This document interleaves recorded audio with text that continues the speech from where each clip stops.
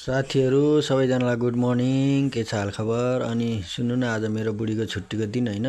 यो के बनाइ भनेर यो सोधेको। बेसनको चिला अरे। हेर्दा चाहिँ एकदम दामी निकै मिठो होला जस्तो छ।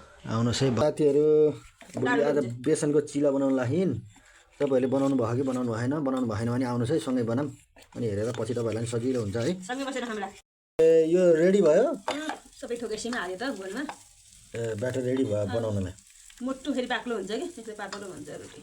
पातलोमा राम्रो हुन्छ। धेरै पातलो पनि नै, ठिक्कै पातलो छ। गाढा हुँदै जान्छ त बेसन हो। सुरु गऱ्यो बनाउनलाई। तेल हालिसक्यो। त्यो हालिसक्यो।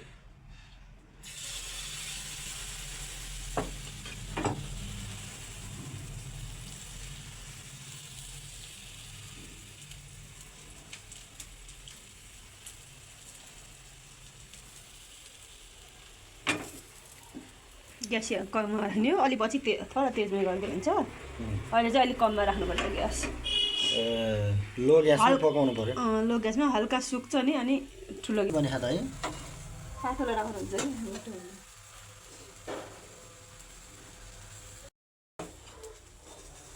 रेडी भयो। दामी भयो त है।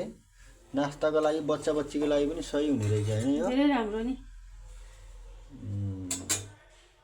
अलिकति चाखेर विचार गरेर त कस्तो भएछ?